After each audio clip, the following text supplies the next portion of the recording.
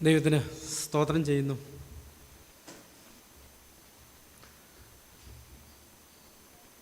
ദൈവവചന പ്രകാരമുള്ളൊരു പുതുക്കം നമുക്ക് ലഭിക്കുന്നില്ലെങ്കിൽ ക്രിസ്തുജീവിതം നമ്മളെ സംബന്ധിച്ചിടത്തോളം ഒരു മടുപ്പുളവാക്കുന്ന ഒരു കാര്യമായിരിക്കും അല്ലേ. നമ്മളോട് ദൈവവചനം പറയുന്നു, എപ്പോഴും സന്തോഷിപ്പീൻ. പക്ഷെ നമുക്കതെങ്ങനെയാണെന്ന് മനസ്സിലാകുന്നില്ല. എപ്പോഴും സന്തോഷിക്കുന്നത് എങ്ങനെയാണ്? നമുക്കുള്ള വാഗ്ദത്തം, പുതിയ നിയമ വാഗ്ദത്തം എന്ന് പറയുന്നത് എബ്രാഹിം നമ്മൾ വായിക്കുന്നു, നമുക്ക് 3 കാര്യങ്ങൾ തരുന്നതിനെക്കുറിച്ച് പറഞ്ഞിട്ടുണ്ട്. പുതിയൊരു ഹൃദയം, പുതിയൊരു മനസ്സ്, പുതിയൊരാത്മാവ്. അത് ലഭിച്ചു കഴിഞ്ഞാൽ എപ്പോഴും സന്തോഷിക്കുക എന്നുള്ളത് നമ്മളെ സംബന്ധിച്ചിടത്തോളം ഒരു നോർമലായ കാര്യമായിരിക്കും. പക്ഷേ പലപ്പോഴും നമ്മൾ പഴയ മനസ്സും പഴയ ഹൃദയമൊക്കെ ആയിട്ടിരിക്കുന്നിടത്ത്, പഴയ ആത്മാവൊക്കെ ആയിട്ടിരിക്കുന്നിടത്ത് നമുക്ക് ഈ കാര്യങ്ങൾ ഉൾക്കൊള്ളാനായിട്ട് കഴിയത്തില്ല. നമ്മുടെ ഒരു അടിസ്ഥാന പ്രശ്നങ്ങളിലൊന്നാത് നമ്മുടെ ലൂക്കോസിൻ്റെ സുവിശേഷത്തിൽ അതിൻ്റെ 24-ാമത്തെ അധ്യായത്തിൽ, ലൂക്കോസിൻ്റെ സുവിശേഷം 24-ാം അധ്യായത്തിൽ ഒരു സംഭവം വായിക്കുന്നുണ്ട്. യേശുക്രിസ്തു മരിച്ച് ഉയർത്തെഴുന്നേറ്റതിന് ശേഷം 2 ശിഷ്യന്മാർ യെരുശലേമിൽ നിന്ന് എമ്മൂസിലേക്കുള്ളൊരു യാത്രയിലായിരുന്നു. ആ ശിഷ്യന്മാരെന്ന് പറയുമ്പം 11 പേരിൽ ഉൾപ്പെട്ട 2 പേരായിരുന്നില്ല, നേരെ മറിച്ച് 120 പേരിൽ ഉൾപ്പെട്ട 2 പേരായിരുന്നു. അവർ പോകുന്ന വഴിക്ക് അതിൻ്റെ 13 വാക്യം നമ്മൾ വായിക്കുന്നത്. 14-ാമത്തെ വാക്യത്തിൽ നമ്മളിങ്ങനെ വായിക്കുന്നു, എന്ന ഗ്രാമത്തിലേക്ക് പോകയിൽ ഈ സംഭവിച്ചതിനെക്കുറിച്ചൊക്കെയും തമ്മിൽ സംസാരിച്ചുകൊണ്ടിരുന്നു. സംസാരിച്ചും തർക്കിച്ചും കൊണ്ടിരിക്കുമ്പോൾ യേശുതാനും അടുത്ത് ചെന്ന് അവരോട് ചേർന്ന് നടന്നു. അപ്പോൾ ഈ ശിഷ്യന്മാർ രണ്ടും യെരുശലേമിൽ ആ സമയത്ത് നടന്ന കാര്യങ്ങളെക്കുറിച്ച് സംസാരിച്ചും തർക്കിച്ചും കൊണ്ടിരിക്കുക. അവരെന്തിനെക്കുറിച്ചായിരിക്കും സംസാരിക്കുകയും തർക്കിക്കുകയും ചെയ്തത്?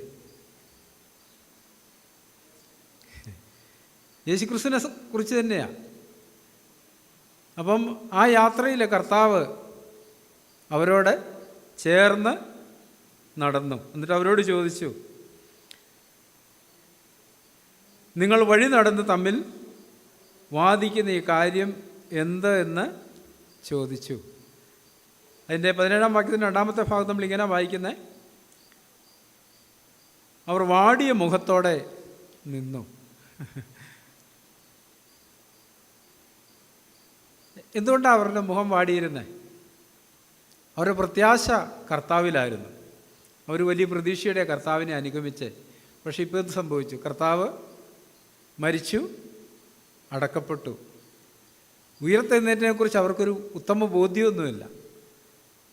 അതുകൊണ്ട് തന്നെ അവരുടെ പ്രതീക്ഷയും പ്രത്യാശയെല്ലാം നഷ്ടപ്പെട്ടു. സ്വാഭാവികമായിട്ട് നമുക്കറിയാം, നമ്മുടെ പ്രതീക്ഷയും പ്രത്യാശയൊക്കെ നഷ്ടപ്പെടുമ്പോൾ നമ്മുടെ മുഖം വാടാറുണ്ട്. തുടർന്ന് നമ്മൾ താഴോട്ടിങ്ങനെ വായിക്കുന്നത്, 18-ാം വാക്യത്തിൽ, ക്ലെയോപ്പാവ് എന്നു പേരുള്ളവൻ യെരുശലേമിലെ പരദേശികളിൽ നീ മാത്രം ഈ നാളുകളിൽ ഇവിടെ സംഭവിച്ച കാര്യം അറിയാതിരിക്കുന്നുവെന്ന് ഉത്തരം പറഞ്ഞു. അപ്പോൾ യേശുവിനെ കണ്ടിട്ട് അവർക്ക് മനസ്സിലായതെന്താ? ഒരു പരദേശി എന്ന് പറഞ്ഞാൽ യെരുശലേമിൽ പാർക്കുന്ന ഒരാളല്ല, പുറത്തുനിന്ന് വന്ന ഒരാളാണ്. അപ്പോൾ നീ മാത്രം ഇവിടെ നടന്ന കാര്യങ്ങളൊന്നും അറിഞ്ഞില്ല എന്നുള്ളതാണ് ചോദ്യം. അപ്പം കർത്താവ് പിന്നെ അവരോട് ചോദിക്കുക, ഏത് എന്ന് അവനവരോട് ചോദിച്ചതിന് അവർ അവനോട് പറഞ്ഞത്, ദൈവത്തിനും സകല ജനത്തിനും മുമ്പാകെ പ്രവൃത്തിയിലും വാക്കിലും ശക്തിയുള്ള പ്രവാചകനായിരുന്ന നസറേനായ യേശുവിനെക്കുറിച്ചുള്ളത് തന്നെ. അപ്പം യേശുവിനെക്കുറിച്ചുള്ള വാർത്തയാണ് ആ കാലഘട്ടത്തിലല്ല, ആ സമയങ്ങളിൽ യെരുശലേമിൽ മുഴുവൻ ചർച്ചയായൊരു കാര്യം. നമുക്കറിയാം, ആയിരക്കണക്കിന് പേര് കർത്താവിനെ അനുഗമിക്കുകയും കർത്താവിൽ നിന്ന് അനുഗ്രഹങ്ങൾ പ്രാപിക്കുകയും നന്മകൾ പ്രാപിക്കുകയും സൗഖ്യം പ്രാപിക്കുകയൊക്കെ ചെയ്ത് ഇല്ലേ. കർത്താവ് ആ കാലഘട്ടത്തിലെ കർത്താവ് ജീവിച്ചിരുന്ന സമയത്ത് ഇസ്രയേലിൽ മുഴുവൻ ഒരു സംസാര വിഷയമായിരുന്നു. അതുകൊണ്ട് തന്നെ കർത്താവിൻ്റെ മരണവും ക്രൂശീകരണവും മരണവും ഒക്കെ ഒരു ചർച്ചാ വിഷയമായിരുന്നു എല്ലാവരുടെയും മധ്യത്തിൽ. തുടർന്ന് നമ്മളിങ്ങനെ വായിക്കുന്നത്, നമ്മുടെ മഹാപുരോഹിതന്മാരും പ്രമാണികളും അവനെ മരണവിധിക്ക് ഏൽപ്പിച്ച് ക്രൂശിച്ചു. ഞങ്ങളോ അവൻ ഇസ്രായേലിനെ വീണ്ടെടുപ്പാനുള്ളവനെന്ന് ആശിച്ചിരുന്നു. അപ്പോൾ ഈ ആശയായിട്ട് പോകുന്ന വഴിക്കാണ് കർത്താവിൻ്റെ ക്രൂശീകരണം നടന്നത്. അതുകൊണ്ടാണ് അവർ വാടിയ മുഖത്തോടെ നിന്നത്. അത്രയുമല്ല, ഇത് സംഭവിച്ചിട്ട് ഇത് 3-ാം നാളാകുന്നു. ഞങ്ങളുടെ കൂട്ടത്തിൽ ചില സ്ത്രീകൾ രാവിലെ കല്ലറയ്ക്കൽ പോയി അവൻ്റെ ശരീരം കാണാതെ മടങ്ങി വന്ന് അവൻ ജീവിച്ചിരിക്കുന്നു എന്ന് പറഞ്ഞ് ദൂതന്മാരുടെ ദർശനം കണ്ടു എന്ന് പറഞ്ഞ് ഞങ്ങളെ ഭ്രമിപ്പിച്ചു. കർത്താവ് ജീവനോടിരിക്കുമ്പോൾ തന്നെ അവരോട് പറഞ്ഞായിരുന്നു, ഞാൻ മരിക്കുകയും 3-ാം നാൾ ഉയർത്തെഴുന്നേൽക്കുകയും വേണം. പക്ഷേ ഇവർ ഈ വാർത്തയെക്കുറിച്ച് എന്താ പറയുന്നത്? ഞങ്ങളുടെ കൂട്ടത്തിൽ ചില സ്ത്രീകൾ പോയിട്ട് ചില ദൂതന്മാർ എന്നാൽ അവന് ഉയർത്തെഴുന്നേറ്റിരിക്കുന്നു പറഞ്ഞ വാർത്ത കേട്ടിട്ട് ഞങ്ങൾ എന്ത് ചെയ്തു? ഭ്രമിച്ചു പോയി. ശരിക്കും കർത്താവ് ഉയർത്തെഴുന്നേറ്റ് കേൾക്കുമ്പോൾ എന്താ തോന്നണ്ടിയേ? സന്തോഷമാണ്. പക്ഷേ ഇവർ പറയുന്നത് ഞങ്ങളെ ഭ്രമിപ്പിച്ചു. ഞങ്ങളുടെ കൂട്ടത്തിൽ ചിലർ കല്ലറയ്ക്ക് ചെന്ന് സ്ത്രീകൾ പറഞ്ഞതുപോലെ തന്നെ കണ്ടു, അവനെ കണ്ടില്ല താനും. അതിന് മറുപടിയായിട്ട് തുടർന്ന് 25-ാം വാക്യം തൊട്ട് കർത്താവ് പറയുന്നു, അവൻ അവരോട്, അയ്യോ ബുദ്ധിഹീനരെ. ഈ അയ്യോ നമ്മളെപ്പോഴാണ് പറയുക? ചില അപകടങ്ങളുടെ ആപത്തുകളുടെയും അപ്രതീക്ഷിതമായ ചില സംഭവങ്ങളുടെയൊക്കെ മുമ്പിലാണ് നമ്മൾ അയ്യോ എന്ന് പറയുക. ചിന്തിച്ചു നോക്കി, കർത്താവ് അവരോട് പറയുക, അയ്യോ ബുദ്ധിഹീനരെ. തുടർന്ന് എന്താ താൻ പറയുന്നത്? പ്രവാചകന്മാർ പറഞ്ഞിരിക്കുന്നതെല്ലാം വിശ്വസിക്കാത്ത മന്ന ബുദ്ധികളെ. ഇവിടെ പറഞ്ഞിരിക്കുന്ന കാര്യം പ്രത്യേകം നമ്മൾ ശ്രദ്ധിക്കണം. പ്രവാചകന്മാർ പറഞ്ഞതെല്ലാം അറിയാത്ത മന്ദബുദ്ധികളെ എന്നല്ല പറഞ്ഞത്. പിന്നെന്താ? വിശ്വസിക്കാത്ത മന്ദബുദ്ധി. അപ്പോൾ ആരെയാണ് കർത്താവ് വചനം മന്ദബുദ്ധി എന്ന് വിളിക്കുന്നത്? വിശ്വസിക്കാത്തവരെയാണ്, അറിയാത്തവരെയല്ല. അപ്പം നമ്മളെയൊക്കെ സംബന്ധിച്ചിടത്തോളം ദൈവജനത്തെക്കുറിച്ചൊരു മിക്കവാറും ഒരു സാമാന്യ അറിവ് നമുക്ക് എല്ലാവർക്കും ഉണ്ട്, ഇല്ലേ? അറിവില്ലാത്ത ആരെങ്കിലും ഉണ്ടോ? ഇല്ല. യേശുവിനെക്കുറിച്ചൊക്കെ ഒരു സാമാന്യ അറിവുണ്ട്. പക്ഷെ നമ്മൾ വിശ്വസിക്കുന്നുണ്ടോ ഇല്ലയോ എന്നുള്ള പ്രധാനപ്പെട്ട കാര്യം. അയ്യോ ബുദ്ധിഹീനരെ, പ്രവാചകന്മാർ പറഞ്ഞിരിക്കുന്നതെല്ലാം വിശ്വസിക്കാത്ത മന്ദബുദ്ധികളെ, ക്രിസ്തു ഇങ്ങനെ കഷ്ടം അനുഭവിച്ചിട്ട് തൻ്റെ മഹത്വത്തിൽ കടക്കേണ്ടതല്ലയോ എന്ന് പറഞ്ഞു. നമുക്കറിയാം, കർത്താവിൻ്റെ രൂപാന്തരത്തിന് ശേഷം, തേജസ്കരണത്തിന് ശേഷം മറുമലയിൽ വെച്ച് താൻ തേജസ്കരിക്കപ്പെട്ടതിന് ശേഷം ഇറങ്ങി വന്നപ്പം തൊട്ട് തുടർന്ന് സംഭവിക്കാൻ പോകുന്ന കാര്യങ്ങളെക്കുറിച്ച് അവരോട് നിരന്തരമായിട്ട് പറഞ്ഞുകൊണ്ടായിരുന്നു. കഷ്ടം അനുഭവിക്കുകയും മരിക്കുകയും ഉയർത്തെഴുന്നേൽക്കുകയും വേണമെന്നുള്ള കാര്യമൊക്കെ അവരോട് പറഞ്ഞുകൊണ്ടായിരുന്നു. പക്ഷെ അവരെന്തില്ല? ആ വാക്ക് വിശ്വസിച്ചില്ല. അവർക്കത് അറിയാമായിരുന്നു കർത്താവ് ഇങ്ങനെ പറഞ്ഞെന്നുള്ള കാര്യം, പക്ഷെ അവരത് വിശ്വസിച്ചിട്ടില്ല.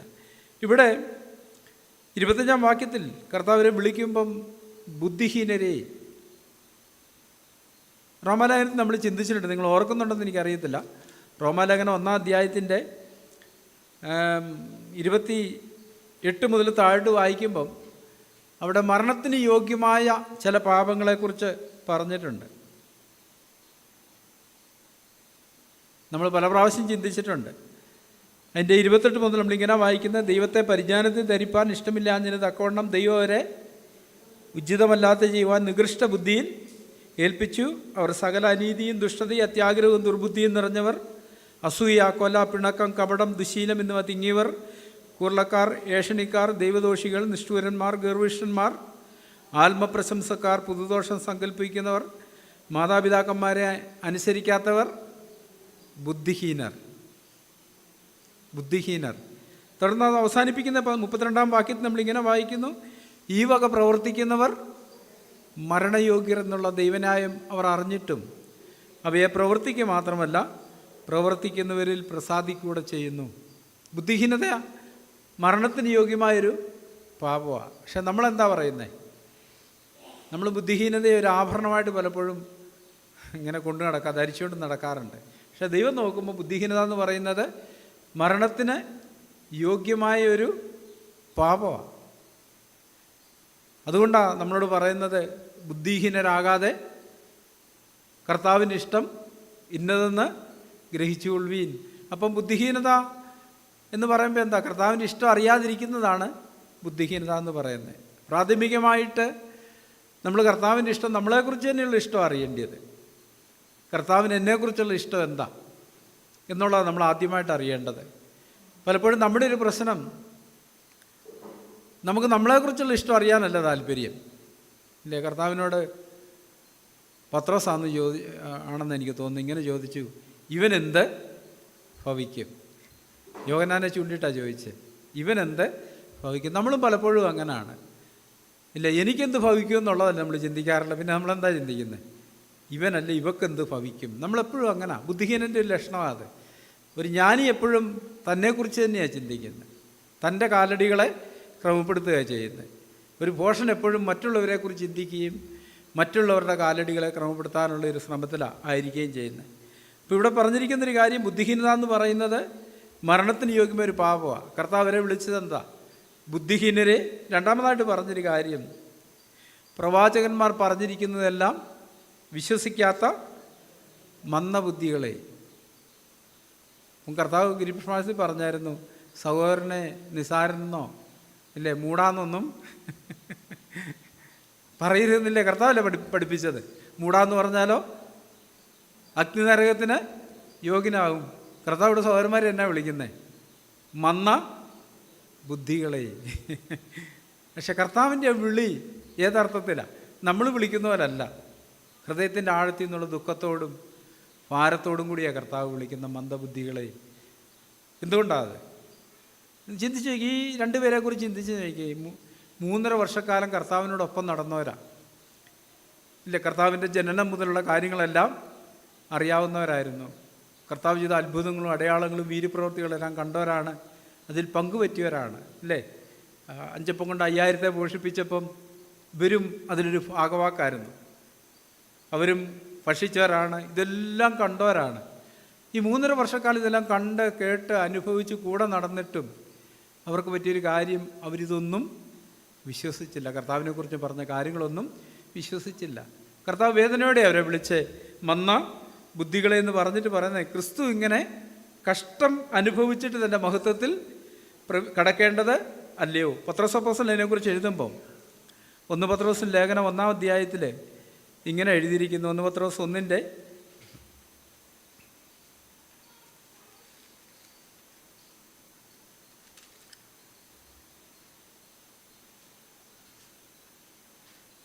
11-ാമത്തെ വാക്യം. 1 പത്രോസ് 1-ന്റെ 11-ാമത്തെ വാക്യം നമ്മളവിടെ ഇങ്ങനെ വായിക്കുന്ന, അവരിലുള്ള ക്രിസ്തുവിന് ആത്മാവ് ക്രിസ്തുവിന് വരേണ്ട കഷ്ട അനുഭവങ്ങളെയും പിൻവരുന്ന മഹിമയെയും കുറിച്ച് മുൻപിൽ കൂട്ടി സാക്ഷീകരിച്ചപ്പോൾ സൂചിപ്പിച്ച സമയം ഏതോ എങ്ങനെയുള്ളെന്ന് പ്രവാചകന്മാർ ആരാഞ്ഞു നോക്കി. ഇപ്പം കർത്താവിനെക്കുറിച്ച് പ്രവചന പുസ്തകത്തിലെല്ലാം പറഞ്ഞിരിക്കുന്നൊരു കാര്യം എന്താ? ഒന്നാമതായിട്ട് അവനെന്ത് ചെയ്യണം? കഷ്ടം അനുഭവിക്കണം, പിന്നീട് മഹത്വപ്പെടണം. അതുതന്നെ കർത്താവ് ഇവിടെയും പറഞ്ഞത്. ഈ ക്രിസ്തു ഇങ്ങനെ കഷ്ടം അനുഭവിച്ചിട്ട് തൻ്റെ മഹത്വത്തിൽ കടക്കേണ്ടതല്ലയോ എന്ന് പറഞ്ഞു. മോശ തുടങ്ങി സകല പ്രവാചകന്മാരിൽ നിന്നും എല്ലാ തിരുവെഴുത്തുകളിലും തന്നെക്കുറിച്ച് ഉള്ളത് അവർക്ക് വ്യാഖ്യാനിച്ചു കൊടുത്തു. അപ്പം നമുക്കറിയാം, വചനത്തിൻ്റെ കേന്ദ്ര ബിന്ദു എന്ന് പറയുന്നത് ക്രിസ്തുവാണ്, കർത്താവാണ്, യേശുവാണ്. നമ്മൾ വചനം വായിക്കുമ്പം നമ്മളെന്താ കണ്ടെത്തുന്നത്? ക്രിസ്തുവിനെയാണോ കണ്ടെത്തുന്നത്, അതോ മറ്റു പലതൊക്കെയാണോ കണ്ടെത്തുന്നത്? ഈ ക്രിസ്തുവിനെക്കുറിച്ചുള്ള വെളിപ്പാടിന്മേലാണ് സഭ പണിയപ്പെടുന്നത്. പത്രോസ് അപ്പോസ്തലൻ്റെ കർത്താവ് ഇത് പറയുന്നുണ്ട്, അല്ലേ? ഈ പാറമേൽ ഞാൻ എൻ്റെ സഭയെ പണിയും. തന്നെ ചൂണ്ടിയിട്ടാണ് പറയുന്നത്. പത്രോസോട് പറഞ്ഞു, നീ അതിന് ശരിയായ ട്രാൻസ്ലേഷൻ, നീ ഒരു പാറ കഷണമാണ്, ഞാനാകുന്ന ഈ പാറമേൽ ഞാൻ എൻ്റെ സഭയെ പണിയുമെന്നുള്ളതാണ്. എപ്പോഴാണ് കർത്താവ് പറഞ്ഞത്? എന്നെക്കുറിച്ച് എന്ത് പറയുന്നു എന്നുള്ളൊരു ചോദ്യത്തിന് പത്രോസ് എന്താ മറുപടി പറഞ്ഞത്? നീ ദൈവത്തിൻ്റെ പുത്രനായ ക്രിസ്തു. അതൊരു വെളിപ്പാടായിരുന്നു. അത് കർത്താവ് പറയുന്നുണ്ട്, ഇത് ജഡരക്തങ്ങളല്ല, സ്വർഗ്ഗസ്ഥനായ എൻ്റെ പിതാവത്രേ നിനക്ക് വെളിപ്പെടുത്തി തന്നത് എന്ന് പറഞ്ഞ പോലെ നമ്മുടെ ജീവിതത്തിൽ ഒരാന്തരിക വെളിപ്പാട് കർത്താവിനെക്കുറിച്ച് ലഭിക്കേണ്ട ആവശ്യമുണ്ട്. ഇവിടെ നമ്മൾ തുടർന്ന് വായിക്കുന്നുണ്ട്, തിരുവെഴുത്തുകളെ തിരിച്ചറിയേണ്ടതിന് അവരുടെ കണ്ണുകളെ തുറന്നു. അപ്പോൾ നമുക്കും തിരുവെഴുത്തുകൾ, അന്ധരായിരുന്ന ഈ തിരുവെഴുത്തുകൾ വായിക്കാനായിട്ട് കഴിയും. ഇല്ലേ? നമ്മൾ പാപത്തിൽ ജീവിച്ചുകൊണ്ട് മറ്റുള്ളവരുടെ പാപത്തെക്കുറിച്ച് അസ്വസ്ഥരായിട്ട് ജീവിക്കാൻ നമുക്ക് കഴിയും. നമ്മുടെ ഹൃദയത്തിൽ സ്നേഹമില്ലാതിരിക്കുകയും സ്നേഹമില്ലാത്തതിനെക്കുറിച്ച് നമുക്ക് പരാതി പറയാനായിട്ട് കഴിയുകയും ചെയ്യും. പക്ഷേ ഒരു ആന്തരിക കണ്ണുകൾ തുറന്നു കഴിയുമ്പം പ്രാഥമികമായിട്ട് നമുക്ക് സ്നേഹമില്ല എന്നുള്ള കാര്യത്തെക്കുറിച്ചാണ് നമുക്കൊരു വെളിച്ചം കിട്ടുന്നത്. എനിക്ക് താഴ്മയില്ല, എനിക്ക് സൗമ്യതയില്ല, ഞാൻ മത്സരിയാണ്, ശാഠ്യക്കാരനാണ്, ഇങ്ങനെയുള്ള കാര്യങ്ങളെക്കുറിച്ചാണ് എപ്പോഴും വെളിപ്പാട് കിട്ടുന്നത്. ദൈവത്തെക്കുറിച്ചുള്ള അറിവ് അല്ലെ കർത്താവിനെക്കുറിച്ചുള്ള വെളിപ്പാട് നമ്മുടെ അവസ്ഥയെക്കുറിച്ചുള്ളൊരു വെളിപ്പാടിലേക്കാണത് നമ്മെ നയിക്കുന്നത്. നമ്മൾ പലപ്പോഴും ചിന്തിച്ചിട്ടുണ്ട്. യെശയ്യാപ്രവചനത്തിൽ ആ കാര്യം നമ്മൾ ശ്രദ്ധിച്ചിട്ടുണ്ട്. 5-ാം അധ്യായത്തിൽ യെശയ്യാപ്രവാചകൻ ഒത്തിരി പേരെക്കുറിച്ച് അവർക്കയ്യോ കഷ്ടം, അവർക്കയ്യോ കഷ്ടം, ഇങ്ങനെ ഒത്തിരി കാര്യങ്ങൾ പറഞ്ഞതിന് ശേഷം നമ്മളിങ്ങനെ വായിക്കുന്ന ഉസിയാവ് മരിച്ച ആണ്ടിൽ ദൈവം ഉയർന്നും പൊങ്ങിയും ഇരിക്കുന്ന സിംഹാസനത്തിൽ ഇരിക്കുന്നത് താൻ കണ്ടു. ഇല്ലേ? ഉസിയാവ് ആ കാലഘട്ടത്തിലെ രാജാവായിരുന്നു. നമുക്കറിയാം, രാജകൊട്ടാരത്തിലായിരിക്കണം, രാജാവിൻ്റെ പ്രവാചകനായിട്ടാണ് യെശയ്യാവ് ആയിരുന്നത്. സുഖസമൃദ്ധമായ, ഇല്ലേ? ഇപ്പം നമ്മുടെ ഉള്ളിലും പലപ്പോഴും ഇങ്ങനത്തെ ഞാനിത് കാണുകയായിരുന്നു. നമ്മളെക്കുറിച്ചൊരു വെളിപ്പാടല്ല നമുക്ക് കിട്ടുന്നത്. കുടുംബജീവിതത്തിൽ ഒരു ഭർത്താവിന് കിട്ടേണ്ട വെളിപ്പാട് എന്തിനെക്കുറിച്ചാണ്? എനിക്കെൻ്റെ ഭാര്യയെ സ്നേഹിക്കാൻ കഴിയുന്നില്ല, ഉൾക്കൊള്ളാൻ കഴിയുന്നില്ല എന്നുള്ളതിനെക്കുറിച്ചാണ് ഒരു ഭർത്താവിന് വെളിപ്പാട് കിട്ടേണ്ടത്. പക്ഷെ പലപ്പോഴും പറ്റുന്നൊരു കാര്യം, ഭർത്താവിന് കിട്ടുന്ന വെളിപ്പാട് ഭാര്യയെക്കുറിച്ചാണ്. ഭാര്യ എന്നെ അനുസരിക്കുന്നില്ല, കീഴടങ്ങുന്നില്ല, സ്നേഹിക്കുന്നില്ല, ഭാര്യ അങ്ങനെയാണ് ഇങ്ങനെയാണെന്നുള്ളൊരു വെളിപ്പാടാണ് കൊണ്ടിരുന്നത്. അവർക്കയ്യോ കഷ്ടം, ഇല്ലേ? സാത്താൻ്റെ ഒരു വഞ്ചന ഭയങ്കര തന്ത്രപരമായിട്ട് സാത്താൻ വഞ്ചിക്കും. നമ്മളെ ദൈവം വിളിച്ചിരിക്കുന്നത് എങ്ങനെ? ലോകത്തിൻ്റെ വെളിച്ചം. കർത്താവ് പറഞ്ഞു, നിങ്ങൾ ലോകത്തിൻ്റെ വെളിച്ചം എന്ന് പറഞ്ഞാൽ എന്താ എൻ്റെ അർത്ഥം? സകല ലോകവും സാത്താൻ്റെ കീഴിലാണ് കിടക്കുന്നത്, അന്ധകാരത്തിലാണ് കിടക്കുന്നത്. അന്ധകാരം എന്ന് പറയുമ്പോൾ എന്താ ശരിക്കും? പാപം, കയ്പ്, വെറുപ്പ്, വിദ്വേഷം, പക, പിണക്കം, അതാണ് അന്ധകാരം എന്ന് പറയുന്നത്. അതിൻ്റെ മധ്യത്തിൽ നമ്മളെ വെളിച്ചമായിട്ട് വിളിച്ചെന്ന് പറഞ്ഞാൽ എന്താ അർത്ഥം? വെളിച്ചം ദൈവിക ജീവനാണ്. അവന് ജീവനുണ്ടായിരുന്നു, ആ ജീവൻ മനുഷ്യരുടെ വെളിച്ചമായിരുന്നു. ആ ജീവൻ എന്ന് പറഞ്ഞാൽ എന്താ? ദൈവിക സ്വഭാവത്തെ കുറിക്കുന്നതാണ്. കർത്താവ് ജീവിച്ചിരുന്ന കാലഘട്ടത്തിൽ കർത്താവ് വെളിച്ചമായിരുന്നു പറഞ്ഞതിൻ്റെ അർത്ഥം എന്താ? സ്നേഹം ആകുന്ന വെളിച്ചമായിരുന്നു കർത്താവ്. കരുണ, ദയ, ദീർഘക്ഷമ, ഇതെല്ലാം തൻ്റെ ജീവിതത്തിൻ്റെ സ്വഭാവമായിരുന്നു. മറ്റുള്ളവർ ഈ വെളിച്ചമാണ് കണ്ടേ എന്ന് പറഞ്ഞതുപോലെ തന്നെ നമ്മളെയും വെളിച്ചമായിട്ടാണ് വിളിച്ചത്. കർത്താവ് ഒരിക്കലും ഇങ്ങനെ പറഞ്ഞു, കർത്താവ് ഇതുവരെ പറഞ്ഞെന്താ? ഞാൻ ലോകത്തിൻ്റെ വെളിച്ചമാണെന്ന്. പക്ഷെ താൻ ഇവിടുന്ന് പോവാനായപ്പോൾ കർത്താവ് പറഞ്ഞു, ഇനി നിങ്ങളാണ് ലോകത്തിൻ്റെ വെളിച്ചം എന്ന് പറഞ്ഞാൽ ഞാനാകുന്ന വെളിച്ചം ഈ ലോകത്തിൽ നിന്ന് എടുക്കപ്പെടുകയാണ്. ഇനി ഈ ലോകത്തിന് വെളിച്ചം കൊടുക്കേണ്ട ചുമതല ഞാൻ നിങ്ങളെ ഏൽപ്പിക്കുന്നു. ആ വെളിച്ചം എന്ന് പറഞ്ഞാൽ എന്താ? അപ്പോൾ ഒരു കുടുംബജീവിതത്തിൽ ഭർത്താവിനാണ് പ്രാഥമികമായിട്ടും ആ കുടുംബത്തിൻ്റെ വെളിച്ചമായിരിക്കാനായിട്ടുള്ള ഉത്തരവാദിത്വം മിക്കവാറും ദൈവം കൊടുക്കുന്നത്. ആ കുടുംബത്തിൽ ഭർത്താവ് വെളിച്ചം എന്ന് പറഞ്ഞാൽ എന്താ അതിൻ്റെ അർത്ഥം? ആത്മീയമായിട്ട് ചിന്തിക്കുമ്പം ക്ഷമയാകുന്ന വെളിച്ചം ആ കുടുംബത്തിലുള്ള എല്ലാവരും ആരിൽ നിന്നാണ് കാണേണ്ടത്? ഭർത്താവിൽ നിന്നാണ് കാണേണ്ടത്. ഒരു ഭർത്താവിനെ നോക്കിയിട്ട് ഭാര്യയും കുഞ്ഞുങ്ങളും പറയണം, ക്ഷമയുടെ കാര്യത്തിൽ ഈ മനുഷ്യൻ ഒരു വെളിച്ചമാണ്. കരുണയുടെ കാര്യത്തിൽ, ദോഷം കണക്കിടാതിരിക്കുന്ന കാര്യത്തിൽ, ഉത്സാഹിപ്പിക്കുന്ന കാര്യത്തിൽ, അതോ നേരെ തിരിച്ചാണോ? സാധാരണ നമുക്കറിയാം നമ്മുടെ സ്വഭാവം എങ്ങനെയാ. നമ്മൾ ഉത്സാഹിപ്പിക്കുന്ന ഒരാത്മാവല്ല നമ്മളിലുള്ള, പണിയുന്നതല്ല. പിന്നെ എങ്ങനെയാ?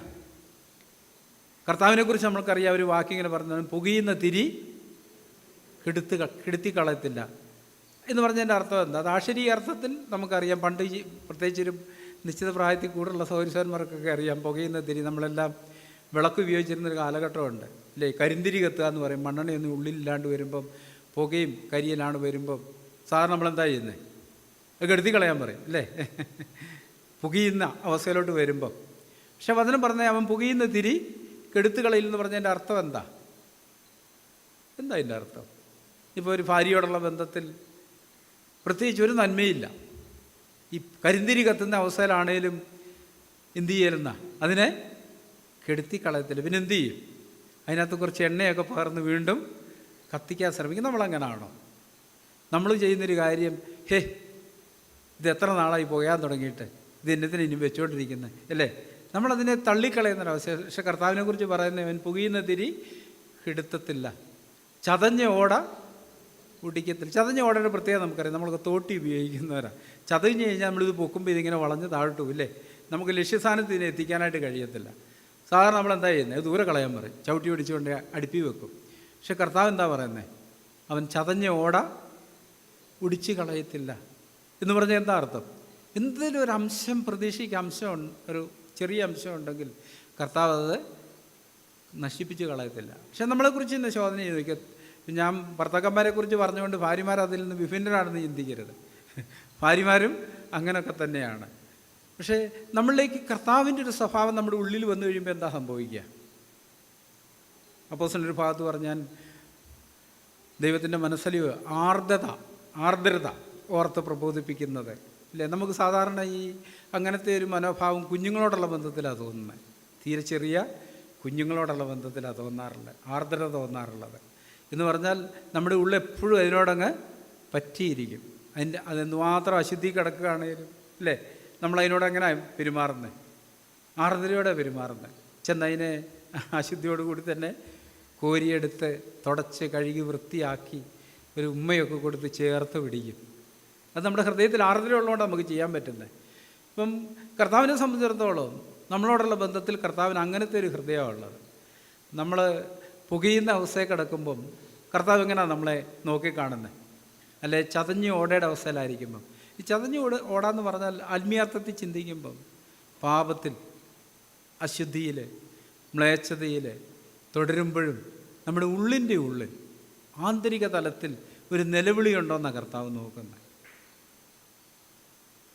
കർത്താവേ എന്നോട് കരുണ തോന്നണമെന്നുള്ളൊരു നിലവിളിയുണ്ട്. അതോ നമ്മൾ മുഖം കടുപ്പിച്ച് ആ ഒരു നിലയിലാണോ നമ്മൾ ജീവിക്കുന്നത്?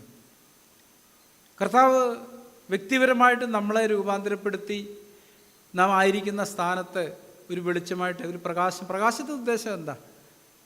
നമുക്കറിയാം, നമ്മളെപ്പോഴും ഇരുട്ടുള്ളപ്പോഴാണ് വെളിച്ചം ഉപയോഗിക്കാറുള്ളത്.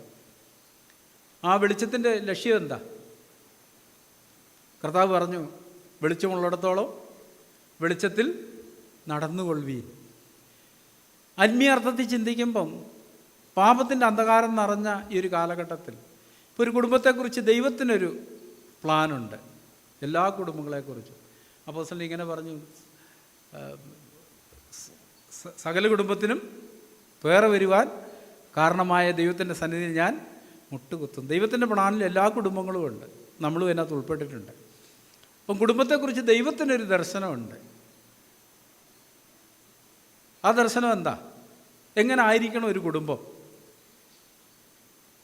അവിടെ ഭർത്താവുണ്ട്, ഭാര്യയുണ്ട്, കുഞ്ഞുങ്ങളുണ്ട്. അവിടെ ഭർത്താവാണ് ആ കുടുംബത്തിൻ്റെ വെളിച്ചമായിരിക്കേണ്ടത്. ആത്മീയമായിട്ടുള്ള, ഭൗതികമായിട്ടുള്ളതും ആത്മീയമായിട്ടുള്ള എല്ലാ കാര്യങ്ങളുടെ ഉത്തരവാദിത്വം ഒരു ഭർത്താവിന്മേലാണ് ഏൽപ്പിച്ചിരിക്കുന്നത്. നമ്മൾ പലപ്പോഴും ഭൗതിക കാര്യങ്ങളിലൊക്കെ വളരെ ജാഗ്രതയോടെ, സുബോധത്തോടെ, ജ്ഞാനത്തോടെയൊക്കെ ചെയ്യാറുണ്ട്. പക്ഷെ ആത്മീയ കാര്യങ്ങൾ വരുമ്പോൾ ഇല്ലേ, നമ്മൾ ഭൗതികമായിട്ട് കഠിനാധ്വാനം ചെയ്യുകയും പണം ഉണ്ടാക്കുകയും വീട്ടിലെ ആവശ്യങ്ങളൊക്കെ നടത്തുകയും എല്ലാം ചെയ്യാറുണ്ട്. പക്ഷെ ആത്മീയ കാര്യങ്ങൾ വരുമ്പോഴോ, ആത്മീയ കാര്യം കൊണ്ട് എന്താ ഉദ്ദേശിക്കുന്നത്? ഒരു കുടുംബത്തിൻ്റെ ആത്മീയ കാര്യം എന്ന് പറയുമ്പം ദൈവിക സ്വഭാവത്തിലേക്ക് നടത്തുന്ന ഒരു പ്രക്രിയയാണ്. ആ കാര്യങ്ങൾ വരുന്നിടത്ത് ഈ ഭൗതിക കാര്യത്തിന് വേണ്ടി നമ്മൾ പോരാടുന്ന പോലെ പോരാടാറുണ്ട്. ഭൗതിക കാര്യങ്ങൾക്ക് വേണ്ടി പോരാടുമ്പം അങ്ങനെ ചിലതൊക്കെ സംഭവിച്ചു കഴിയുമ്പം നമുക്ക് നമ്മളിൽ തന്നെ ഒരു പ്രശംസയൊക്കെ ഉണ്ട്. ഞാൻ മറ്റുള്ളവരെ പോലൊന്നും അല്ല, ഞാനും ഒന്നുമില്ലാത്തവനായിട്ട് വന്ന് ഞാൻ എന്തൊക്കെയോ ഉണ്ടാക്കി, എൻ്റെ കുഞ്ഞുങ്ങളെയൊക്കെ ഒരു നിലയിലെത്തിച്ചു, ഇത് അവനെ നോക്കി ഇവനെ നോക്കി, എന്നെക്കാളൊക്കെ ഉണ്ടായിട്ട് അവർക്കൊന്നും ചെയ്യാനായിട്ട് കഴിഞ്ഞില്ല എന്നൊക്കെ നമ്മൾ ചിന്തിക്കാറുണ്ട്. പക്ഷെ ആത്മീയ അവസ്ഥയിൽ ചിന്തിച്ച് നോക്കി, ഒന്നുമില്ലാത്ത അവസ്ഥ, ആത്മീയമായിട്ട് ഒന്നുമില്ലാതിരിക്കുന്ന അവസ്ഥ എന്ന് പറഞ്ഞാൽ എന്താ? വെളിപ്പാട് പുസ്തകത്തിൽ പറയുന്ന പോലെ നീ ദരിദ്രനാണ്, നഗ്നനാണ്, കുരുടനാണ്. ആത്മീയമായിട്ട് നഗ്നനായിരിക്കുക എന്ന് പറഞ്ഞാൽ എന്താ അർത്ഥം? ദൈവിക സ്വഭാവം എന്ന വസ്ത്രം ഇല്ലാതിരിക്കുന്ന അവസ്ഥയെക്കുറിച്ചാണ് കർത്താവ് അതാ പറഞ്ഞത്. ഒരു കുടുംബത്തോടുള്ള ബന്ധത്തിൽ നമ്മൾ ഭൗമികമായിട്ട് നമുക്കും നമ്മുടെ ഭാര്യയ്ക്കും കുഞ്ഞുങ്ങൾക്കും വേണ്ടിയ ഇല്ലേ, അവരുടെ വസ്ത്രമൊക്കെ കീറി ഇരിക്കുന്നത് കണ്ട് നമ്മൾ എന്താ ചെയ്യാറുള്ളത്? എങ്ങനെയും പെട്ടെന്ന് വസ്ത്രം മേടിച്ച് കൊടുക്കാതെ നമ്മൾ പറയും, ആ കീറി കിട്ടുകൊണ്ട് നടന്നാൽ മതി എന്ന് പറയുകയല്ല. നമ്മൾ വളരെ പെട്ടെന്ന് എങ്ങനെയും വസ്ത്രം മേടിച്ചു. പക്ഷെ ആത്മീയ അർത്ഥത്തിൽ നമ്മുടെ ഭാര്യ അവിശ്വാസത്തിൽ ജീവിക്കുകയും പരാതി പറയുകയും പിറുപിറുക്കുകയൊക്കെ ചെയ്യുമ്പോൾ അത് ആത്മീയ അവസ്ഥയില്ലാതിരിക്കുന്ന, ആത്മീയ വസ്ത്രമില്ലാതിരിക്കുന്നൊരവസ്ഥയാണ്. നഗ്നതയുടെ അവസ്ഥ. അത് കാണുമ്പോൾ നമ്മൾ എങ്ങനെ ഒരു ആത്മീയ വസ്ത്രം മേടിച്ചു? അത് നമ്മളാണ് അതിന് മാതൃകയായിരിക്കേണ്ടത് അല്ലേ? പിറുപിറുക്കുന്ന ഒരു ഭാര്യയുടെ മുമ്പിൽ ഒരു മാതൃകയായിരിക്കുക എന്ന് പറഞ്ഞാൽ എന്താ? എല്ലാറ്റിനും വേണ്ടി സ്തോത്രം ചെയ്യുന്നൊരു ഭർത്താവ്. ഭാര്യ എല്ലാത്തിനെക്കുറിച്ചും എന്തു ചെയ്യും? പരാതി പറയും, പിറുപിറുക്കും.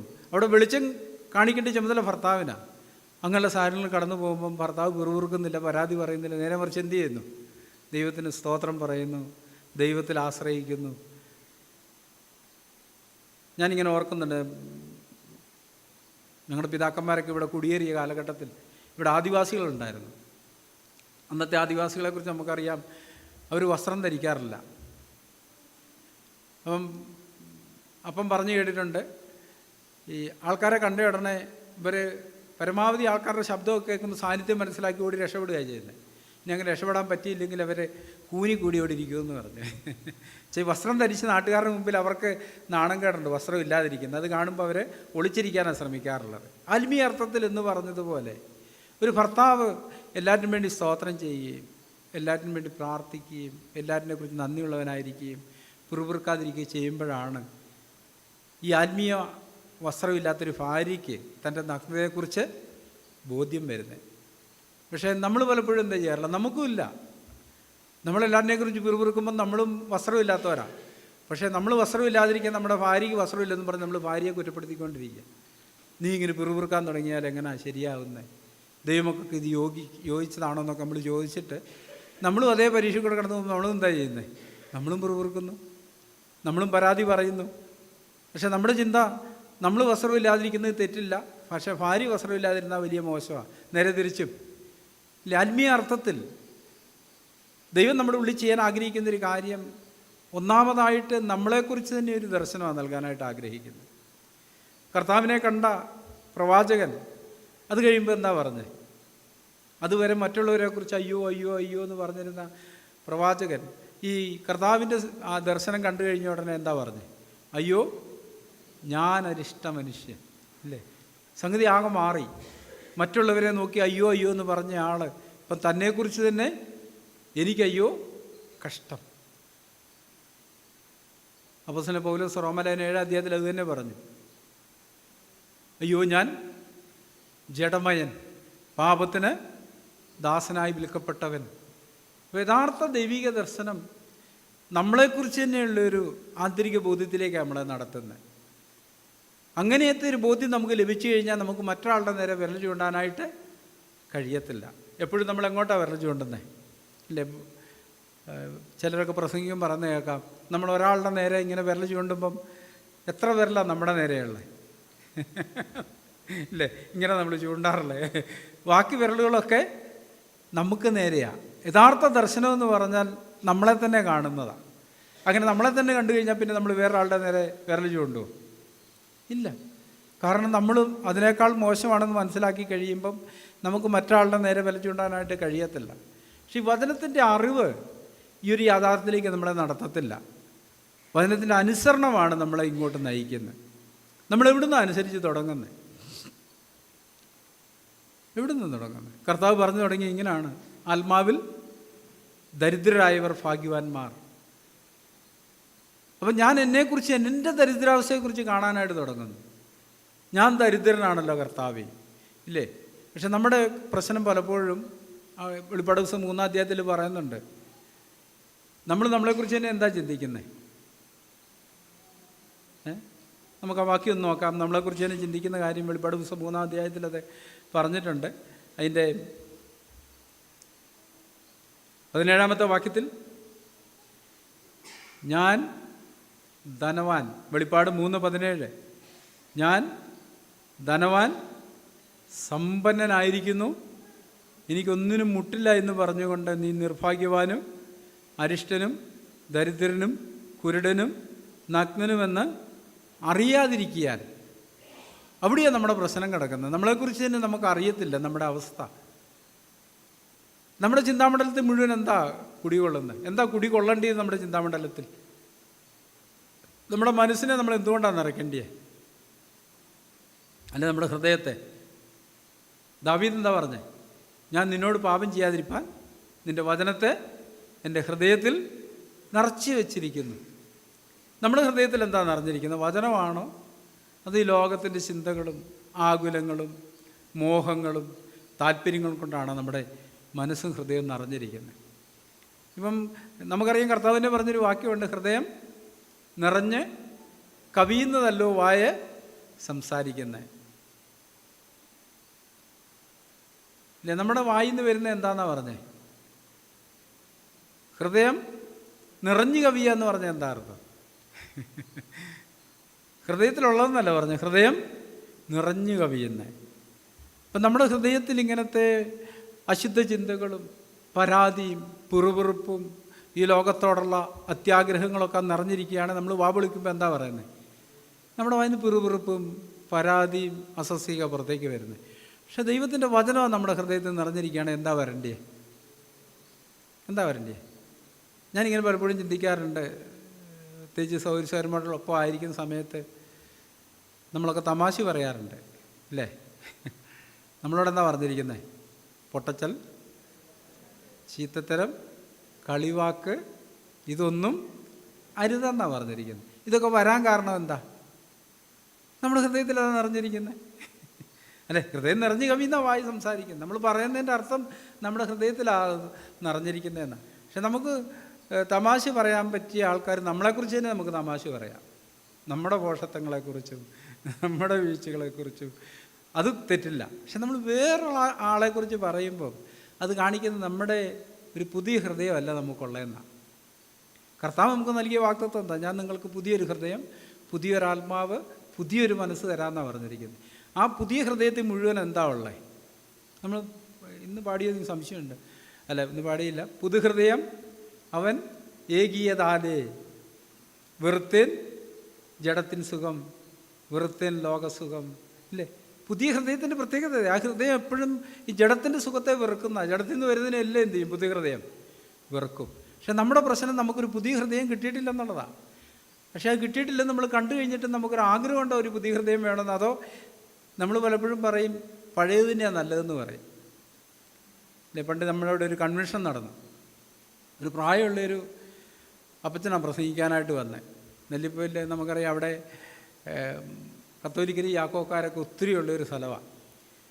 അന്ന് പുള്ളി വളരെ ശക്തമായിട്ട് കുറേ വർഷങ്ങൾക്ക് മുമ്പായിട്ട് ഈ വിഗ്രഹാരാധനയെക്കുറിച്ചും ഈ കാര്യത്തെക്കുറിച്ചൊക്കെ പ്രസംഗിച്ച് പുള്ളി പരസ്യമായിട്ട് പറഞ്ഞ് ഈ മറിയെ ആരാധിക്കുന്നതൊക്കെ വിഗ്രഹാരാധനയെന്നൊക്കെ പറഞ്ഞു. സംഗതി അവരെല്ലാം കൂടെ അങ്ങ് ഇളകിയിട്ട് ഈ പുള്ളിയെ തല്ലിയിട്ടേ വിടുകൊള്ളുന്നായി. അപ്പം ഇവരിങ്ങനെ ഇളകി ഇങ്ങനെ സ്ട്രോങ് ആയിട്ട് വന്നപ്പം അവിടെ ഒരു പകുതി ബന്ധക്കോസുകാരനുണ്ട്. എന്ന് പറഞ്ഞാൽ എല്ലാ ഞായറാഴ്ച മീറ്റിങ്ങിന് നന്നായിട്ട് പാടുകയൊക്കെ ചെയ്യും, പക്ഷേ കള്ളു കുടിക്കും, നല്ല കുടിയനാണ്. അപ്പോൾ ഇവർ മൂത്ത് വന്നപ്പോൾ പുള്ളി ഒരു കത്തിയൊക്കെ എടുത്തിട്ട് പറഞ്ഞു, ഞങ്ങളുടെ പാഷയെ തൊടാനും ഉളുപ്പുള്ളതുകൊണ്ട് വാടാന്ന് പറഞ്ഞു, അന്നാ ഒന്ന് കാണട്ടെന്ന് പറഞ്ഞു. അപ്പോൾ ഇവരൊക്കെ പിന്നോട്ട് പോയി. അപ്പോൾ ഇതെല്ലാം കഴിഞ്ഞ് വീട്ടിൽ വന്ന് ഭക്ഷണമൊക്കെ കഴിഞ്ഞിരുന്നപ്പം ഈ പാഷ് പറഞ്ഞു, ഇങ്ങനെയുള്ളവരും വേണം, നമ്മുടെ കൂട്ടത്തിൽ ഇങ്ങനെയുള്ളവരും വേണം. എന്തായാലും ശരി. പലപ്പോഴും നമ്മുടെ മനോഭാവം അങ്ങനെ തന്നെയാണ്, അല്ലേ? ഇടയ്ക്കൊരു പൊട്ടച്ചെല്ലും കളിവാക്കും തമാശയും അതൊന്നും കുഴപ്പമൊന്നുമില്ല, ഇല്ലേ? പലപ്പോഴും നമ്മൾ അങ്ങനെയാണ് ചിന്തിക്കുന്നത്. പക്ഷേ പുതിയ ഹൃദയമുള്ള ഒരാളെ സംബന്ധിച്ചിടത്തോളമോ ഇല്ല, അങ്ങനത്തെ ഒരു പ്രശ്നമേ ഇല്ല. അവന് ഉൾക്കൊള്ളാൻ കഴിയത്തില്ല. കൊരിന്ത്യർ ലേഖനം 5-ാം അധ്യായത്തിൽ നമ്മളെപ്പോഴും ചിന്തിക്കുന്നൊരു വാക്യമാണ്, ഒരു ക്രിസ്തുവിലായ പുതിയ സൃഷ്ടിയായി, പഴയതെല്ലാം കഴിഞ്ഞുപോയി. അപ്പം ഈ പ്രശ്നം എന്താണെന്ന് ചോദിച്ചാൽ, ഈ ഒരു പുതിയ ഹൃദയവും പുതിയൊരു മനസ്സും പുതിയൊരു ആത്മാവും നമുക്കുണ്ടെങ്കിൽ ആ ആത്മാവ് ദൈവാത്മാവാന്ന് നമുക്കറിയാം. ആ ആത്മാവിൽ എന്തേ ഉള്ളൂ? നീതിയും സമാധാനവും. പരിശുദ്ധാത്മാവിലുള്ള എപ്പോഴും സന്തോഷമാണുള്ളത്, ഇല്ലേ? അതുകൊണ്ട് തന്നെ നമ്മൾ ദുഃഖിച്ചിരിക്കുക എന്ന് പറയുമ്പോൾ അതിൻ്റെ അർത്ഥം എന്താ? നമ്മൾ ആ ആത്മാവിനാലല്ല നിറയപ്പെട്ടെ. യഥാർത്ഥ ആത്മാവിനാൽ നിറയപ്പെട്ടിട്ടുണ്ടെങ്കിൽ എന്താ ഉള്ളത്? കർത്താവ് കൊണ്ടാണ് പറഞ്ഞ് നിറഞ്ഞു കവിയും സന്തോഷം യാചിപ്പീൻ അനുഭവിച്ചു കൊള്ളും. നമ്മളൊരു പാട്ടി പാടാറുണ്ട്. നമുക്ക് ഈ സത്യങ്ങൾ കാണാൻ കഴിയുന്നുണ്ട്. നമ്മളെക്കുറിച്ച് തന്നെയുള്ളൊരു ദർശനം. സാത്താൻ പലപ്പോഴും നമ്മളെക്കുറിച്ചുള്ള സത്യം അറിയാതിരിക്കാനായിട്ടാണ് സാത്താൻ ശ്രമിക്കുന്നത്. സത്യം അറിഞ്ഞാൽ എന്ത് സംഭവിക്കും? നമ്മൾ സ്വതന്ത്രരാകും, ഇല്ലേ? സത്യം നിങ്ങളറിയുകയും സത്യം നിങ്ങളെ എവിടുന്ന് സ്വതന്ത്രരാക്കുന്നത്? ഈ പറഞ്ഞ പാപത്തിൽ നിന്ന്, പൊട്ടച്ചൽ, കളിവാക്ക്, ചീത്തത്തരം, ഇതിൽ നിന്നെല്ലാം നമ്മളെ സ്വതന്ത്രരാകും. അതല്ല പക, പിണക്കം, ഇപ്പം കുടുംബജീവിതത്തിൽ ഞാൻ പലപ്പോഴും ചിന്തിക്കാറുള്ളൊരു കാര്യമുണ്ട്. ഇപ്പം ചിലപ്പോൾ ഭാര്യമാരുടെ വശത്തു നിന്നല്ലേ ഭർത്താക്കന്മാരുടെ വശത്തു നിന്ന് ബുദ്ധിഹീനതയും ഈ പൊട്ടത്തരവും ഇതൊക്കെ വരാറുണ്ട്. നമ്മളതിനോട് എങ്ങനെ പ്രതികരിക്കുന്നത്? എങ്ങനെ നമ്മളതിനോട് പ്രതികരിക്കുന്നത്? കർത്താവ് എങ്ങനെ അതിനോടൊക്കെ പ്രതികരിച്ചത്? ഇന്നതാ വായിച്ചേ. എന്താ വായിച്ചേ? തിരുവെഴുത്തുകളും പ്രവാചകനും പറഞ്ഞെല്ലാം വിശ്വസിക്കാത്ത ബുദ്ധിഹീനരെ, മന്ദബുദ്ധികളെ. ഇല്ലേ, ആ വാക്കൊക്കെ പ്രയോഗിക്കുന്നതിന് കുഴപ്പമില്ല. നമ്മുടെ യോബ് അത് പറഞ്ഞിരുന്നു ഭാര്യയോട്. യോബ് എന്താ ഭാര്യയോട് പറഞ്ഞേ? നീ ഒരു പൊട്ടി സംസാരിക്കുന്ന പോലെ. ഈ പൊട്ടിയെന്ന് ഉദ്ദേശിക്കുന്നത് നമ്മൾ സാറിന് പൊട്ടിയാന്ന് പറയുന്ന ആരെയാ? ചെവി കേൾക്കാത്തവരെയാ. പക്ഷെ യോബ് പൊട്ടിയെന്ന് പറഞ്ഞ് ചെവി കേൾക്കാഞ്ഞിട്ടല്ല, പിന്നെന്താ എന്ന് പറഞ്ഞ് ഒരു വിവരവും ഇല്ലാത്തവർ പറയുന്ന പോലെ പറയുന്നെന്നുള്ള അർത്ഥത്തിലാണ് യോബ് തൻ്റെ ഭാര്യയോട് പറഞ്ഞത്. അപ്പം ആത്മീയ അർത്ഥത്തിൽ നമ്മൾ പ്രായോഗികമായിട്ടുള്ള നമ്മുടെ ക്രിസ്തീയത്തെ നോക്കുമ്പോൾ യാക്കോബ് അപ്പോസ്തലൻ പറഞ്ഞത് എന്താ പറഞ്ഞിരിക്കുന്നത് ഈ ഒരു കാര്യത്തോടുള്ള ബന്ധത്തിൽ? യാക്കോബിൻ്റെ ലേഖനം 1-ാം അധ്യായത്തിൽ നമ്മളിങ്ങനെ വായിക്കുന്ന, സഹോദരന്മാരെ,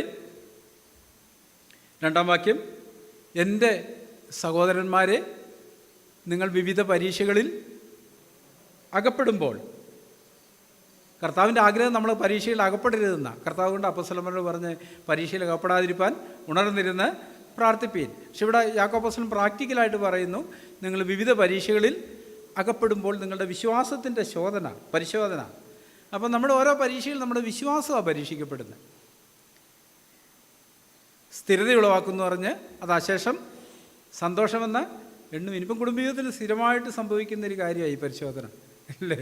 സ്ഥിരമായിട്ട് സംഭവിക്കും, അങ്ങോട്ടും ഇങ്ങോട്ടും സംഭവിക്കും. അവിടെ നമ്മളോട് എന്ത് ചെയ്യാനാണ് പറഞ്ഞത്? പരിശോധന വരുമ്പം സന്തോഷിക്കാനാണ് പറഞ്ഞത്. പക്ഷെ പരിശോധന വരുമ്പം നമ്മൾ സന്തോഷിക്കുകയാണോ ചെയ്യുന്നത്? അസ്വസ്ഥരാകുകയാണോ ചെയ്യുന്നത്? ഇല്ലേ? പ്രാക്ടിക്കലി ദൈവം പറഞ്ഞ് വിവിധ പരീക്ഷയിൽ അകപ്പെടുമ്പോൾ നിങ്ങളുടെ വിശ്വാസത്തിൻ്റെ പരിശോധന സ്ഥിരത ഉളവാക്കുമെന്ന് പറഞ്ഞ ശേഷം സന്തോഷമെന്ന് എണ്ണുവീൻ. അത് സന്തോഷമാണെന്നല്ല പറഞ്ഞിരിക്കുന്നത്. സന്തോഷമെന്ന് എണ്ണിയതിൻ്റെ കാരണം എന്താ? ഈ സ്ഥിരതയിലേക്ക് നമ്മളെ നയിക്കുമെന്ന് ഓർത്തിട്ട് സന്തോഷിക്കാനാണ് പറഞ്ഞിരിക്കുന്നത്. പക്ഷെ നമ്മൾ പരീക്ഷ വരുമ്പോൾ സന്തോഷിക്കുകയാണ് ചെയ്യാറുള്ളത്. ഇപ്പം പരീക്ഷയിൽ അകപ്പെട്ടെന്ന് വിചാരിക്കുക, ഭാര്യ ഭർത്തൃ ബന്ധത്തിൽ പരീക്ഷയിൽ അകപ്പെടുക എന്ന് പറഞ്ഞാൽ നമുക്കറിയാം. ഒച്ചപ്പാടും ബഹളമൊക്കെ വെച്ച് ആകെ പിണങ്ങി പരീക്ഷയിൽ അകപ്പെട്ടു. അത് കഴിഞ്ഞ് സന്തോഷിക്കാൻ എത്ര ദിവസം പിടിക്കും? സാധാരണഗതിയിൽ ഇല്ലേ, ചിലപ്പോൾ ദിവസങ്ങളോ ആഴ്ചകളോ, ചിലപ്പോൾ മാസങ്ങൾ. ചിലരോടുള്ള ബന്ധത്തിലോ. എനിക്കറിയാവുന്നൊരു ഫാമിലിയുണ്ട്, ഒരു സുഹൃത്തിൻ്റെ ഫാമിലിയിൽ. ഒരിക്കലും പുള്ളി എന്നോട് പറഞ്ഞു, എൻ്റെ അപ്പനും അമ്മയും തമ്മിൽ സംസാരിച്ചിട്ട് 30 കൊല്ലമായെന്ന് പറഞ്ഞു.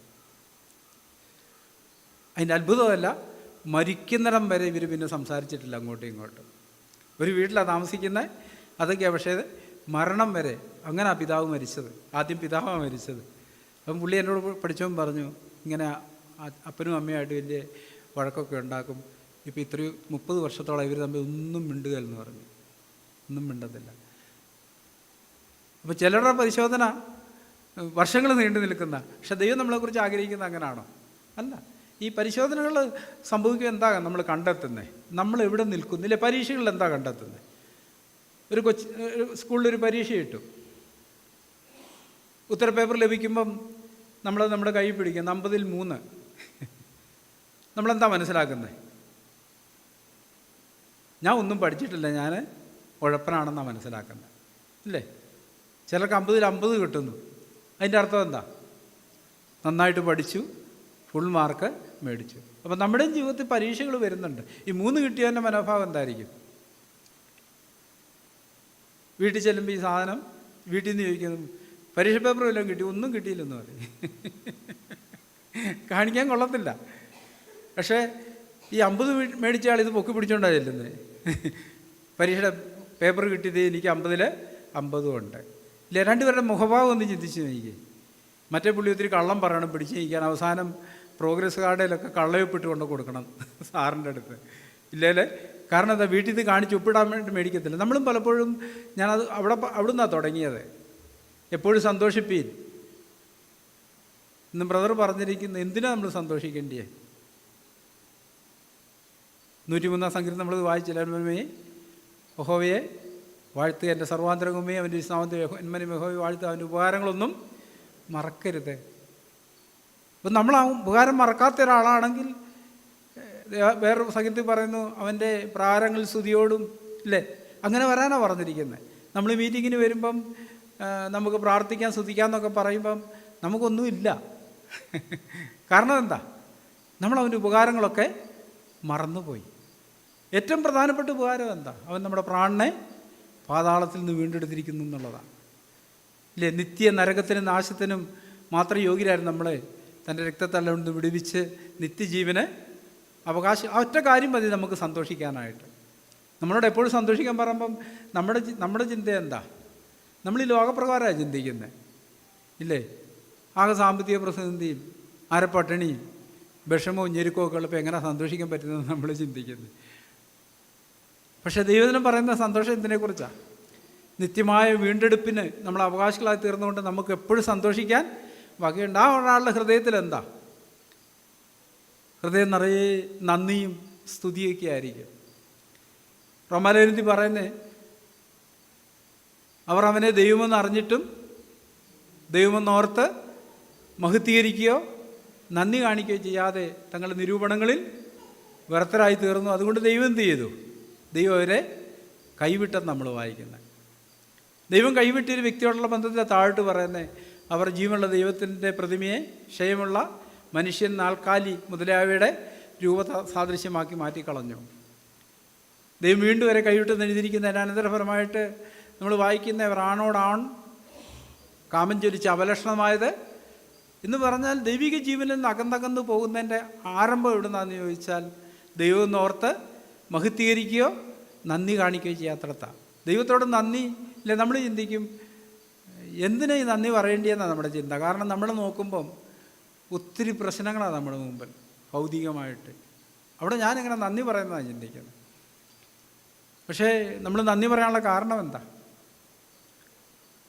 അപ്പോസ്തലന്മാർക്ക് ഇങ്ങനത്തെ പ്രശ്നങ്ങളൊക്കെ ഉണ്ടായിരുന്നില്ലേ? അപ്പോസ്തലൻ പൗലോസ് തന്നെക്കുറിച്ച് തന്നെ പറയുമ്പം പലവട്ടം പട്ടിണി, തടവ്, കലഹം, ഉറക്കളപ്പ്, കടലിലെ ആപത്ത്, കാട്ടിലെ ആപത്ത്, കള്ളസഹോദരന്മാരുള്ള ഇതിലെ നീണ്ട ലിസ്റ്റാണ് പറയുന്നത്.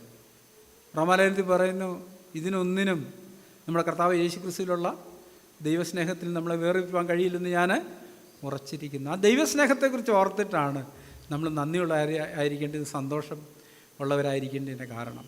എന്നെ വീണ്ടെടുത്ത ആ വലിയ വീണ്ടെടുപ്പ് ഓർത്ത്, ആ വലിയ രക്ഷയെ ഓർത്തിട്ടാണ് നമ്മൾ സ്തുതിക്കേണ്ടത്. അത് നമ്മളത് വിശ്വസിക്കാതിരിക്കുമ്പോൾ ദൈവത്തിൻ്റെ ഹൃദയത്തിനത് ഇല്ലേ? സ്വന്തം ജീവനെ, സ്വന്തം പുത്രനെ നൽകി നമ്മളെ സ്നേഹിച്ചിട്ടും നമുക്ക് സന്തോഷമില്ല, നന്ദിയില്ല, നമ്മൾ പരാതിയും പിറുപിറുപ്പും ഒക്കെ ആയിട്ടാണ് നമ്മുടെ ജീവിതം. എന്താ അതിൻ്റെ കാരണം? ഈ ഒരു പുതിയ ഹൃദയവും പുതിയ മനസ്സും പുതിയ ആത്മാവും നമുക്ക് ഇതുവരെ കണ്ടെത്താനായിട്ട് കഴിഞ്ഞിട്ടില്ല. ആ പുതിയ ഹൃദയമുള്ളൊരു വ്യക്തി, പുതിയ മനസ്സുള്ളൊരു വ്യക്തി കാര്യങ്ങളെ വ്യത്യസ്തമായ കാഴ്ചപ്പാടിലാണ് കാണുന്നത്. ഇല്ല, ലോകപ്രകാരം എപ്പോഴാണ് സന്തോഷിക്കുന്നത്? ഒത്തിരി നന്മകളും അനുഗ്രഹങ്ങളൊക്കെ വരുമ്പോഴാണ് ലോകപ്രകാരം സന്തോഷിക്കുന്നത്. പക്ഷേ ഒരു ആത്മീയൻ എപ്പോഴാണ് സന്തോഷിക്കുന്നത്? നമ്മൾ പാടാറുണ്ട്, കഷ്ടതയിലും പാടുവാൻ നഷ്ടമതിൽ കൊണ്ട്. ഈ കൊണ്ടാടുക എന്ന് പറഞ്ഞാൽ എന്താ? ആഘോഷിക്കുക എന്നർത്ഥം, ആഘോഷിക്കുക എന്നർത്ഥം. പക്ഷെ നമ്മൾ പാടുമ്പോൾ അങ്ങനെയൊക്കെ പാടും, നഷ്ടമതിൽ കൊണ്ടാടുവാൻ. പക്ഷേ നമ്മൾ നഷ്ടങ്ങളോട് കടന്നു പോകുമ്പോൾ നമ്മൾ കൊണ്ടാടുകയാണോ ചെയ്യുന്നത്? ഇല്ല, നമ്മൾ പലപ്പോഴും കർത്താവിനെ വിട്ടിട്ട് ഓടുകയാണ് ചെയ്യുന്നത്. അന്നേരം ആ ഓട്ടത്തിനിടയ്ക്ക് നമ്മൾ കർത്താവിനെ പൊലിപ്യം പറയും, കർത്താവിനെക്കുറിച്ച് ഒത്തിരി പരാതി പറയും, ഇല്ലേ? പത്രോസ് അപ്പോസ്തലൻ ചെയ്തതുപോലെ ശപിക്കും. നമ്മളങ്ങനെ വായിക്കുന്നത്. പത്രോസ് എന്താ ചെയ്തത്? അവൻ ശപിക്കുവാനും ആണയിടുവാനും തുടങ്ങി. ചോദ്യം എന്താ? നീയും കർത്താവിൻ്റെ കൂട്ടത്തിൽ ഉള്ളവനല്ലേ എന്നുള്ള ചോദ്യത്തിന് മറുപടി എന്താ? ശാപം. ഇല്ലേ? നമ്മളും പ്രാക്ടിക്കലായിട്ട് ചിന്തിച്ച് നോക്കി. നമ്മുടെ മനസ്സിൽ നിന്ന് വരുന്ന ചിന്തകളും പ്രതികരണങ്ങളും പലപ്പോഴും അങ്ങനെ അല്ലേ? ഇന്ന് പകൽക്കാലം നമ്മൾ ഒന്നിച്ചായിരിക്കുമ്പോൾ സൗരസ്വരന്മാരെ, കർത്താവ് നമ്മുടെ ഹൃദയത്തിലേക്ക് നോക്കിയിട്ട് നമ്മുടെ ഈ ബുദ്ധിഹീനതയും അവിശ്വാസവും കാണുമ്പം കർത്താവിൻ്റെ ഹൃദയത്തിന് വളരെയേറെ ദുഃഖമാണ് തോന്നുന്നത്. ഒരിക്കലും കർത്താവ് ചോദിച്ചു, നിങ്ങളും ഇത് ഗ്രഹിക്കുന്നില്ലേ? അപ്പോസ്തലന്മാരെ ഈ വിതയ്ക്കുന്നതിൻ്റെ ഉപമയോടുള്ള ബന്ധത്തിൽ ഞങ്ങൾക്ക് തെളിയിച്ച് തരണമെന്ന് പറഞ്ഞു. അന്നേരമാണ് ചോദിക്കുന്നത്, നിങ്ങളും ഇത് ഗ്രഹിക്കുന്നില്ലേ? ഇല്ലേ? വളരെ സിമ്പിളല്ലേ കാര്യങ്ങൾ, വളരെ ലളിതമാണ്. പക്ഷെ അത് ഗ്രഹിക്കാൻ നമുക്ക് പറ്റുന്നില്ല. അതിൻ്റെ കാരണം എന്താ? നമുക്ക് ദൈവികമായൊരു ജ്ഞാനം ലഭിക്കുന്നില്ല എന്നുള്ളതാണ്. യാക്കോബ് അപ്പോസ്തലൻ പറഞ്ഞു, നിങ്ങളൊരുത്തിന് ജ്ഞാനം കുറവാകുന്നുവെങ്കിൽ അത് ഞാൻ ഭൗമിക ജ്ഞാനത്തെക്കുറിച്ചല്ല കേട്ടോ, ആത്മീയ ജ്ഞാനത്തെക്കുറിച്ചാണ് പറയുന്നത്. ഔദാര്യമായി നൽകുന്ന ദൈവത്തോട് യാചിക്കട്ടെ. ഇവിടെ കർത്താവ് ബുദ്ധിഹീനൻ എന്ന് പറഞ്ഞില്ലേ? വിശ്വസിക്കാത്ത ബുദ്ധിഹീനത. ദൈവിക ജ്ഞാനം നമുക്ക് ലഭിക്കും, നമ്മളെന്താ ചെയ്യുന്നത്? ദൈവത്തിൻ്റെ വചനമെല്ലാം വിശ്വസിക്കാനായിട്ട് തുടങ്ങും. ഈ വിശ്വസിക്കുന്നതിൻ്റെ അനന്തരഫലമായിട്ടാണ് നമ്മൾ സ്വാതന്ത്ര്യത്തിലേക്ക് പോകുന്നത്.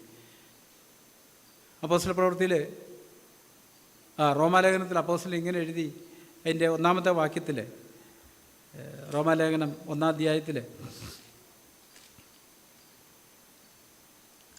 അപ്പോസ്തലൻ പൗലോസ് എഴുതുമ്പോൾ തനിക്ക് കൃപയും അപ്പോസ്തലവും ലഭിച്ചതിൻ്റെ ഉദ്ദേശത്തെക്കുറിച്ച് അവിടെ പറഞ്ഞിട്ടുണ്ട്. റോമാലേഖനം 1-ാം അധ്യായം 6-ാം വാക്യം, ഞങ്ങൾ അവൻ്റെ നാമത്തിനായി സകല ജാതികളുടെ ഇടയിൽ വിശ്വാസത്തിന് അനുസരണം വരുത്തേണ്ടതിനാണ് കൃപയും അപ്പോസ്തലത്വവും പ്രാപിച്ചത്. വിശ്വാസത്തിന് അനുസരണം വരുത്തേണ്ടതിന്. ഇല്ലേ, നമ്മുടെ പൊതുവിലുള്ള പേരെന്താ? വിശ്വാസികളുടെ കൂട്ടം.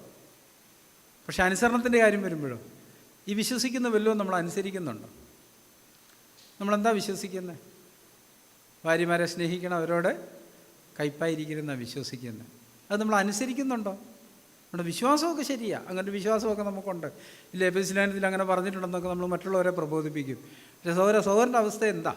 സഹോദരിയുള്ള ബന്ധത്തിൽ സഹോദരിയെ സ്നേഹിക്കുകയും കയ്പില്ലാതെയൊക്കെയാണോ ജീവിക്കുന്നതെന്ന് ചോദിക്കുമ്പോൾ നമ്മൾ ഒത്തിരി ഉപാധികൾ പറയും. അതെങ്ങനെ സഹോദര? അത് അങ്ങനത്തെ ഒരു സാധനമാണ്. ഇല്ലേ?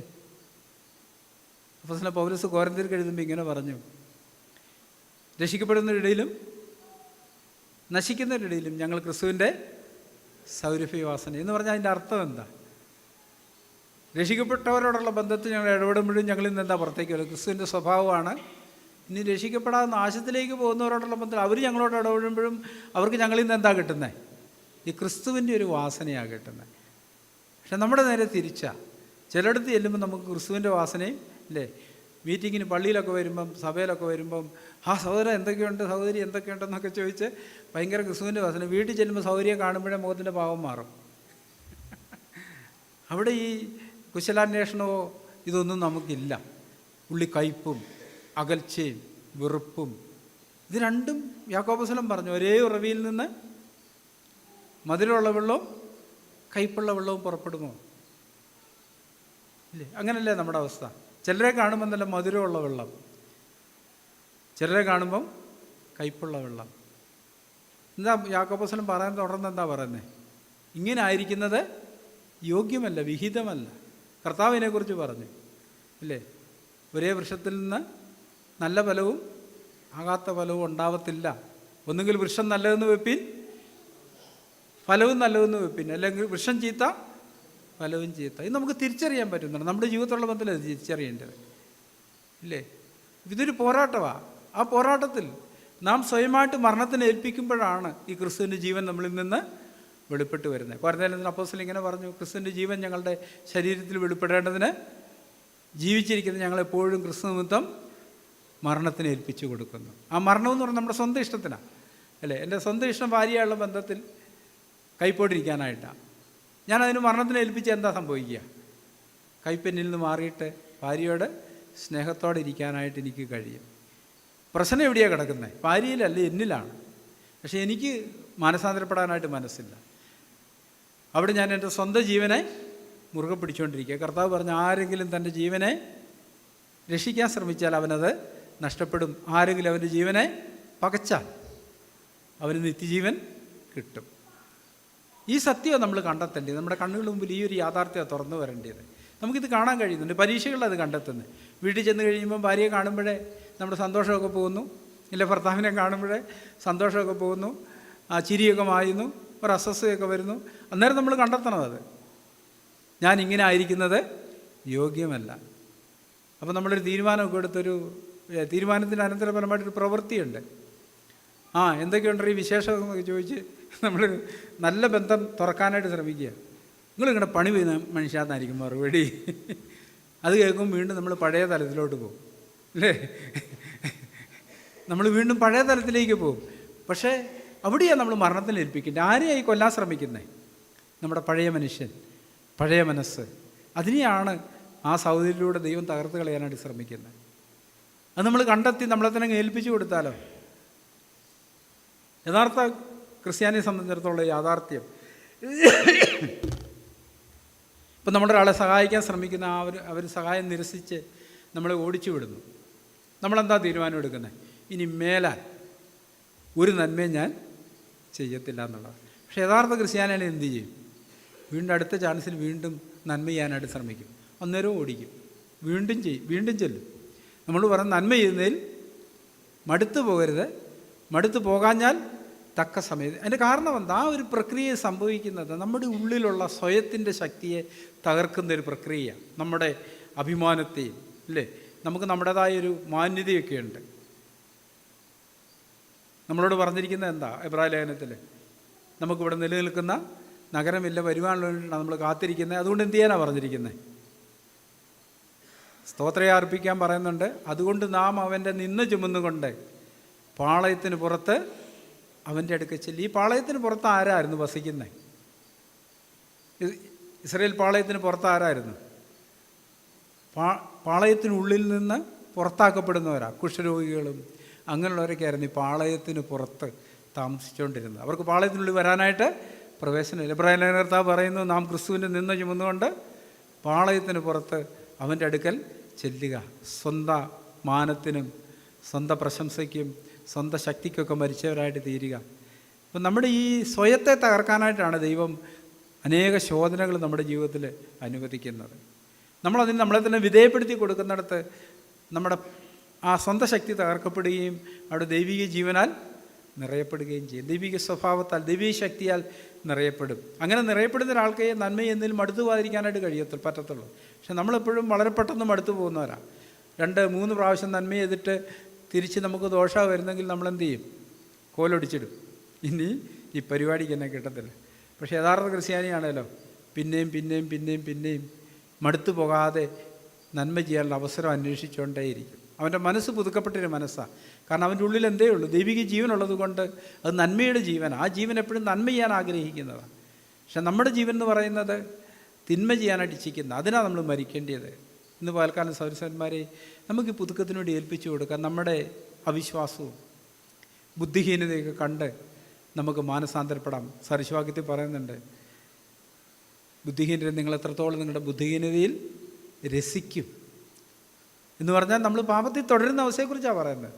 പാപം ചെയ്യുന്ന ദൈവം മരിക്കും. നമ്മൾ പാപം വിട്ട് തിരിയുന്നതാണ് ബുദ്ധി എന്ന് പറയുന്നത്. നമ്മൾ പക്ഷേ പാപത്തിൽ തുടരുമ്പോൾ നമ്മുടെ ബുദ്ധിഹീനതയിൽ രസിക്കുന്നൊരു മനോഭാവമുള്ളവരായിട്ടാണ് ജീവിക്കുന്നത്. നമുക്ക് മാനസാന്തരപ്പെടാം. ഈ ഒരു സത്യം കാണാനായിട്ട് നമ്മുടെ ഹൃദയത്തിൻ്റെ കണ്ണുകൾ പ്രകാശിക്കാനായിട്ട് ഒരു ദൈവിക ദർശനത്തിന് വേണ്ടി നമ്മൾ കർത്താവിൻ്റെ മുഖം അന്വേഷിക്കാം. അതിനായിട്ട് കർത്താവ് നമ്മളെ സഹായിക്കട്ടെ. ആമേൻ.